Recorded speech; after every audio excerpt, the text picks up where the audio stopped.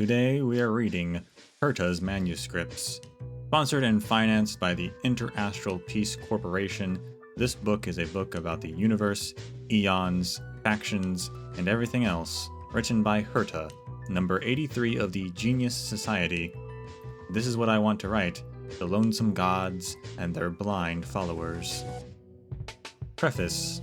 On that day, Scholar Cleo from the Kendalagraphos asked me, "Is there something you would like to write for the universe?" I told her there was nothing, and she replied solemnly, "Please, just write something. It's a request from the IPC." To be honest, I've never thought about this before. The Genius Society has its own rules and rarely ever shares anything with the outside world. Actually, why should we care about what happens to the universe? Our research and discoveries make us happy, and that's more than enough. Even if the galaxy were to go into all-out war, we would be able to take care of ourselves with our abilities. However, judging from a different perspective, what harm could it do even if I were to write a book? None that I could think of. In fact, I'm not the only one who's thought of publishing in the history of the Genius Society. Xandar, member number 1 of the Genius Society, wrote a book before. Aiden, member number 22, and an inventor of the 9-worded formulae, also wrote a book.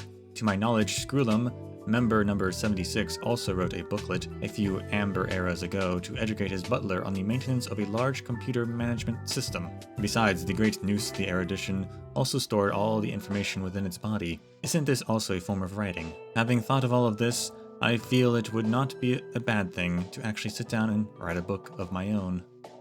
The IPC sent someone last week to deliver the down payment for the book. I was shocked to see the number of zeros on it. I began to think seriously about writing. First, I need to explain the contents of this book within this preface. It will not contain any of my groundbreaking discoveries, nor will it have intrinsic mathematic deductions. Though I am famous for the above, I wish to display my true self here. Truth be told, I want to write a book about the universe, eons, factions, and everything else. I have had more frequent interactions with other worlds in the past Amber eras. I began to work with the IPC, assisted Xian Zhou in their battle against the abominations, got my hands on numerous collections from the Astral Express, and stirred up some trouble with the Garden of Recollection. I've been more active recently than I have been ever before. I've noticed that the truly interesting things in the universe aren't its cold laws and rules, but the eons formed of highly condensed philosophy, and the foolish, conniving humans gathering around the eons. This is what I want to write, the lonesome gods and their insouciant followers. I hope the readers will find the book satisfying. Thank you, IPC, for your sponsorship. Chapter 2, Genius Society. Please consider the following question. What is the most mysterious organization in the entire universe? Is it the famous Stellaron hunters who dare to work against the IPC? Is it the mysterious and unknown Device 9? Is it the Nameless that perished alongside Akavili? Or is it the Beyond the Sky Choir that only exists in legends? None of the above. In truth, the most mysterious, supernatural, and nebulous organization is the one that the author of this book belongs to, the Genius Society favored by the Eon Noose. Firstly, let us state a universal truth. The author is a super genius of the kind only born once every few millennia, even on the scale of the entire universe. To reiterate, the author is not shameless, but shame means nothing to the author. The author had solved the solitary waves theory and the spark model hypothesis at a very young age. As a young adult, the author discovered the conversion method for sigma baryons. The author proposed the Herta sequence and published a paper on reversed progeria in middle age, and managed to conduct reversed progeria in old age. In their regained youth, the author once again solved the secret behind the imaginary leakage phenomenon, and captured it and sealed the Stellaron from beyond the sky. The author had saved the planet they were on from total destruction for a total of 19 times, and has met the eons twice. The above is but a fraction of the author's innumerable accomplishments. Invitations to join the Genius Society are only handed out to individuals as rare as the author, and there have only been 84 of such illustrious members since the birth of Noose. Therefore, on the above evidence, the author deems the Genius Society as the most mysterious. In this book, for the first time ever, the enigmatic veil of the Genius Society will be lifted for the readers. The draft ends here abruptly. Words are scribed below. The people of this stupid society don't communicate with each other at all. What am I supposed to write about? An unfamiliar handwriting follows. Dearie, you have to write something. The readers are looking forward to it. The familiar handwriting from Herta continues. If it's so easy, why don't you write it? Chapter 3, Intelligentsia Guild. The universe is vast and without bounds, and erudition encompasses countless. Geniuses have their own ways with words, as the ordinaries have their own self-satisfactions. Aside from those personally received by the Genius Society due to their extraordinary talents, there is another organization that is motivated by erudition and tirelessly continues its studies and research, known as the Intelligentsia Guild. All personal biases aside, the hard work of the Intelligentsia Guild deserves a degree of respect. Noose's club is filled with weirdos, lunatics, lone wolves, antisocial geniuses, and outcasts. Though they continuously produce astonishing findings, they never share this knowledge with the outside world, let alone publish it, with this book as an exception. The philosophy of the Intelligentsia Guild is to instead communicate and share. Knowledge is a type of hard currency, and miracles are only brought about when currency is in circulation. As such, they exchange knowledge for wisdom and formulas for recipes. The IPC accepted and sponsored them in a very generous fashion, lending them the near infinite powers of the IPC and the technology to move across worlds. These scholars traverse across many worlds and collect all valuable knowledge, turning it into a commodity. The Intelligentsia Guild is more like a commerce group when compared to ordinary researchers. Their structure is built upon basic individual organizations of schools, each responsible for their own earnings and expenses. These scholars would research and trade the knowledge they've acquired in their area of expertise, trying to obtain truly priceless treasures this way. The following are a few more renowned schools for the reader's perusal. Synesthesia School. The Synesthesia School is undoubtedly the school that has made the greatest contribution to the galaxy. For a very long time, communication has been a critical issue that has troubled the IPC. The foundation of any trade is a contract. However, the drafting of a contract requires mutual acknowledgement of its terms, and there is a long and complicated list of languages spoken by intellectual lifeforms. The researchers of Synesthesia School worked to build a common thought bridge between the different species known as the Synesthesia Beacon that's widely used today. Thanks to the Synesthesia Beacon, all body movements, flash signals, sound vibrations, or the change in odor molecules, any sort of signal that holds meaning will be converted into a thought pulse and translated into a comprehensible language. The first obstacle of communication has been overcome. The IPC used the Synesthesia Beacon as the foundation and built a giant database, storing the speech and vocabulary of almost 100 million languages. Inscriptions are no longer a mystery. It is said that the IPC is still paying the Synesthesia School a hefty licensing fee each quarter. This school has a wealth of a nation. A reliable contact has informed the writer that the next research topic of the Synesthesia School will be long-distance communication via ultra-remote sensing technology. This technology was already invented by Eliza Salas, member 56 of the Genius Society, and put into the use of the Genius Society over 100 Amber eras ago. But of course, the geniuses encouraged the average Joe to continue to develop their own erudition. Astral Ecology School. This school views the galaxy as a large ecological observation subject. They are obsessed with studying the void-song whale, radiant jellyfish, and other organisms of the galaxy. This school earned its recognition for the discovery of the celestial comet Wall. The IPC was exhilarated to hear the confirmation that this was an ancient creation of Quillpoth, Eon of Preservation. They paid the school an incredibly large sum of money, once again proving the old saying of work smart not hard to be correct.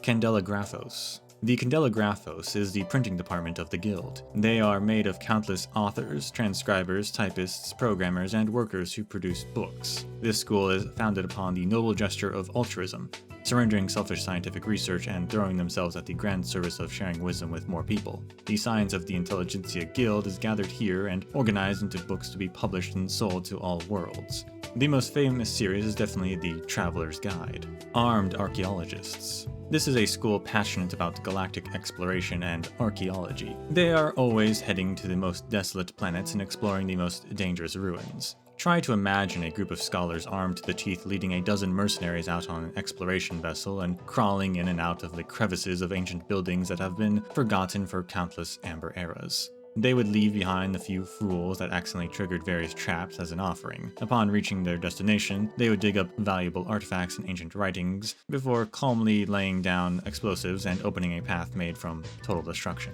They would then happily board their ship and leave. Some say they look more to be mercenaries than scholars, but that's up to each person to interpret. Quantum History School. This is a new school reformed from the bankrupt Psychology History School. Its original purpose is to find the influences of disturbance and patterns of change hidden throughout history, and then make predictions for the future. However, they've become a group of scammers that use a series of complex calculations for fortune-telling. The reason I've included this school is to wrap up this interesting piece of writing with a funny joke. Chapter 2634, Interastral Peace Corporation. Quillpoth, the Amber Lord, a colossal statue without a head, silent and oblivious, they only think about constructing their mysterious and giant wall. What is it for? No one knows. What is it they're trying to keep out? No one knows. Most normal people will ignore it after realizing our ignorance, but there are always abnormal people in this world. There are two different types even in that group. One type thinks that, wow, there's a god building a wall. This means walls are sacred, so we're going to build walls too. What kind of ridiculous logic is this? And with that, this group of people believes they've received some sort of revelation and began wasting precious resources to build useless things on their respective planets. These people are known as the Architects. As for the other group, well, they're even dumber than the Architects. Although the Architects have a few screws loose in their heads, they're at least thinking about doing things that are beneficial to themselves. On the contrary, the other group of people think that, wow, there's a god building a wall. This means walls are sacred, so we have to help God build walls. What? And with that, a group of people filled with a self-sacrificing mentality gathered and formed a support team for Quillpoth. Knowing that they're not exactly capable of doing anything, this support team uses the power of paths and flew into different worlds to source the various materials needed for building a wall as a tribute to the god. At this very moment, two intelligent individuals emerged from this group of imbeciles and changed the destiny of the entire galaxy. And now, the writer will explain the events to follow in detail. First, the support team flew to an unfamiliar planet. They were lucky to find the planet inhabited by a friendly race who received them warmly. The support team said, "Respected companions of the galaxy is facing destruction and our Eon is building a wall spanning across light years to protect the galaxy. We urge you to take part and join in on the construction." The aliens reply, smiling, "Wow, that sounds extraordinary. What can we do to help?" The support team says, "We need wood, stone, rebarb, cement, titanium, anything and everything that can be used in construction. We want them all." The aliens reply, "Good, we have a lot of those materials. What will you use to trade for them?" And this is when the first landmark of economics is born, the trade of resources. The support team says, "Oh, we have a lot of wood, stone, rebarb, cement, titanium, anything and everything that can be used to build stuff. We have it all." The alien replies, "This kind of trade would be pointless." And this is when the wise one takes the stage. Today, both of their names are inscribed into each wall and ceiling panel in the IPC, Louis Fleming and Dongfeng Qixing. The wise ones quickly answer, "There is a planet called Clementine, 3 systems from here. It has a local specialty called winter sunfruit that is incredibly delicious and melts in your mouth." The two upsold the berry as if it were something that fell out of the heaven. The alien replies, "Wow, that sounds amazing. Okay, 500 kilograms of wood for 500 kilograms of winter sunfruit." And this is when resource gained a quantitative value. Winter sunfruits are extremely precious, wise man number 1 Louis Fleming says. An entire Ember era wouldn't yield 500 kilograms of it. On the contrary, 500 kilograms of wood means very little to you. How about this? We'll trade 5 kilograms of winter sunfruit for your 500 kilograms of wood. I guarantee you'll love it. Dear readers, this conversation took place nearly 800 Amber eras ago. I'm sure you can tell that wise man number 1 was being completely dishonest. Though winter sunfruits may be delicious, it is nowhere near as rare as he described it to be. The wise man was lying. He was able to do this because he had the ultimate advantage or asymmetric information. Once one party has more information than the other, then they will gain the absolute initiative. When applied to this specific incident, it meant that the wise man number 1 possessed the power to set prices. And with that, things start to develop in a positive direction. The support team realize that they need to provide and trade with merchandise that the other party is interested in for them to get the resources that they want. The support team no longer purchases only construction materials, but start to buy food, drinks, clothes, and everyday goods. They bought everything that other planets would be interested in. The more business they did, the bigger their business grew. Intellect number 2, Dongfeng Qixing, realized something. If they are the only people in the entire galaxy that are in the trade business, then it's time for them to set their own rules. And with that, the galactic currency was born. More than 770 Amber eras ago, Louis Fleming and Dongfeng Qixing announced the reformation of the support team and started the Interastral Peace Corporation, IPC. At the same moment, the IPC introduced the Universal Galactic Currency. credits. Ever since that day, the people of each planet never had to worry about how much they could trade for their local specialties. Everything already had a price tag attached to it. They would receive credits from the IPC and use the credits to purchase merchandise from the IPC. The market is no longer comprised of three parties with the IPC in the middle. Now people can purchase goods directly from the IPC. Although the settlers and buyers didn't change much, this actually forms a great advantage for the IPC. The buyer and seller asset movement seems to have come to a halt. Halted asset means that there are now deposit capital. Assets valued in the trillions have suddenly become hidden behind the IPC's credits and immediately filled the IPC's pockets. But the IPC has bottomless pockets. And just like that, the IPC turned from being just a small organization sourcing materials for an eon to the strongest force in the entire galaxy. However, it is worth mentioning that even after having made such a great accomplishment, the IPC never forgot why the organization was put together in the first place. The construction materials the IPC has accumulated over nearly 800 Amber Eras are now piled across each planet surrounding Eon Quillpath. The Eon has never uttered a word about their actions, nor made any use of their offerings. Even so, the IPC's outlook remains unwavering. This is what you call faith.